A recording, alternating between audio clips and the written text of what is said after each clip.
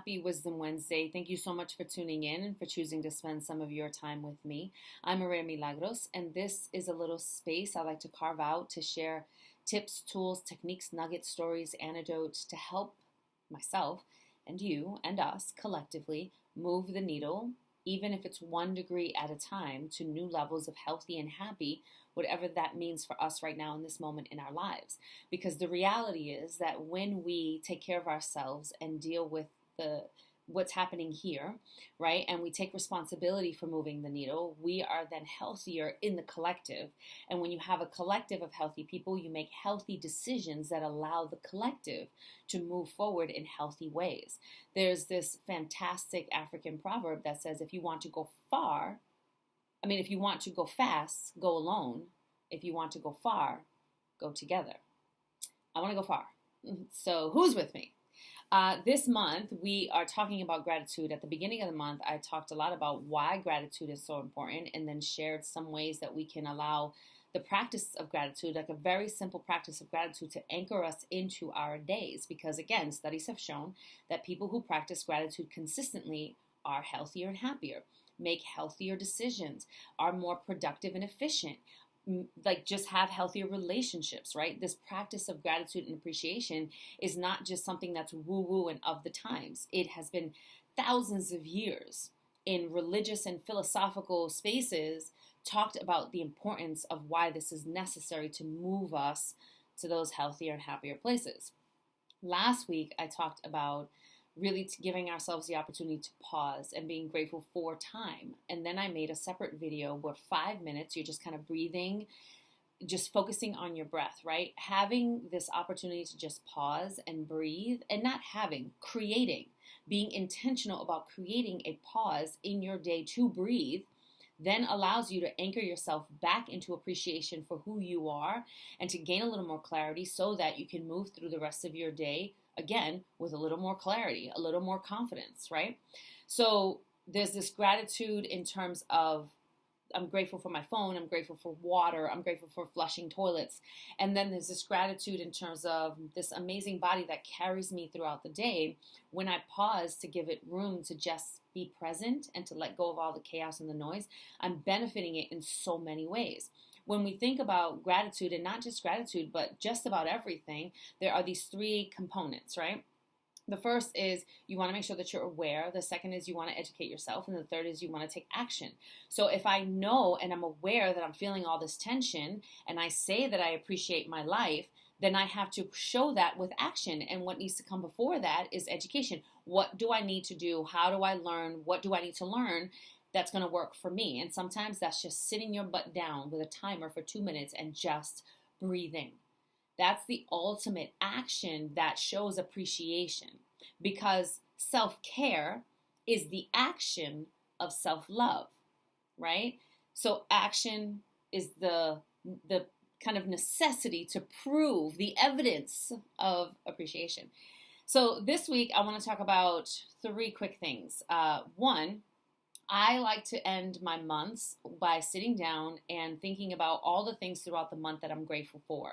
And I'm talking about the tangible things like this water tumbler. I'm talking about metal straws, right? I'm also talking about the people that I've had the opportunity to interact with and meet, even if it was for a short period of time, because there was probably an impact if I'm still thinking about them, right? I'm talking about the stories that occurred that I can then collect and use later to teach from. And I'm talking about the challenges and the obstacles that also occurred, what I'm learning, how I overcame them, and if I haven't yet, what am I learning about myself? How am I evolving? How am I appreciative of this opportunity to grow and evolve, right? So I try to capture all of those. And then if you don't have a journal to capture those, you can go out and buy a 15-cent notebook, right? Like, it's not that serious. What you also could do is I have this great friend, her name is Kimatra, and she created this gratitude journal. And it's a guided journal for beginners, which is so yummy because the practice of gratitude is just so powerful. And what she's done, hold on, I've written in so many of these. Let me see if I can find one that's blank. Okay, here we go. what she has done is she has created, there we go, a space. And she has prompting questions, right? Because sometimes people who aren't practicing gratitude go, I don't even know where to start. This is really great for that. So then she has a prompting question, and then you can list through in a prompting question. You can list through. These are, what character traits am I grateful to have? So good. What inspires me to keep going when it's hard? Right? So it's filled with these really great questions that allow you to kind of sit down and really think about, be intentional about doing gratitude work. So that's one version that's available on Amazon. I facilitated a workshop at a school on growth mindset and talked about the practice of gratitude and how important it is. One of the teachers gave me this. So she created a daily gratitude journal, start and end each day with a positive mindset and a grateful heart. So good, right? And hers is a little bit different, where they're not different questions. Every day is kind of the same. See, it says daily gratitude. This morning I'm feeling blah, blah, blah. This morning I'm grateful for my mantra for the day, my favorite moment of today. So the first half is up here and the second half is down here. My favorite moment of today, this evening I'm grateful for, tomorrow I look forward to. So good. And it's just like rinse, repeat, right? Which is also just a really great way to begin the practice and to anchor ourselves in. I'm pretty sure this is also available on Amazon. Yeah, I'm going to say it is. All right. Get a journal. Even if it's a notebook, if you want to just kind of do it on your own, or there are literally probably hundreds of options of journals for you. Okay. The second thing that I'm going to recommend to practice gratitude is letters of appreciation. And I've shared this before a couple of years ago. What I started to do was in December, I would make a list of 30 people. And then every day I would write a letter to one person on the list and tell them that I appreciate them and list several reasons why. And I do it on cards that are recycled because I'm trying to take care of the planet in small ways that I can. And I mail it off like old school in the mail every single time without fail. I get a call a couple of days later or a voicemail or a text message like, oh my gosh, best thing I've gotten in such a long time. Thank you for taking out the time. I'm going to keep this forever. The common thread throughout all of these is I'm going to keep this forever. One person actually wrote me back a letter of appreciation, and just thinking about it, I get a little choked up because it was just so intentional and thoughtful. And again, it's in my journal. I'm going to keep it forever. Right? So it's these little things that we can do to practice gratitude and appreciation for the people that we care about that not just make them feel really good, but make us feel really good and help us root into remembering why they're in our circles to begin with, right? And then finally, the third thing that I want to suggest is Earth Day is coming up. So I want us to think about small ways that we can appreciate Mother Earth with action. And I started using metal straws a couple of years ago, and the metal is recycled, right? I try to now buy my clothing ethically sourced and sustainable. I know that that's not always possible for a lot of people because it can be expensive, right? A couple of years ago, that would not have been a reality for me. The majority of my clothes was fast fashion because that's where my budget was, right? Now I'm in a space where I don't have to make those types of purchases. And two, I recognize I don't need a lot of clothes.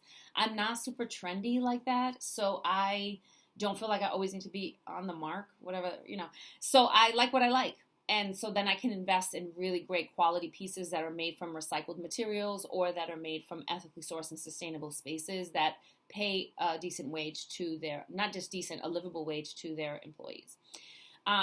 Other small things that you can do is plant a tree if you have the space available in your garden, in your yard, in your area. Go for a walk and just spend time in nature, right? Put up some bird houses, maybe some bat houses. I'm not kidding. A butterfly garden, ways to help the ecosystem continue. Protect wildlife and animals. Make sure that the companies that we're putting our hard-earned dollars into are looking at ways to protect our planet and are not just looking at the ways, but actually making necessary changes and doing it, right? So there's a couple of ways that you can make small changes that are going to help benefit and show appreciation through action for the planet that we live on. So that's it. That's all that I have. Those are my 3 things for today. Journals, letters of appreciation, Mother Earth. Appreciate, appreciate, appreciate. I am sending you so much love and light right now because I appreciate you and your time and energy, and there's nothing you can do about it. I'll see you next time. Peace.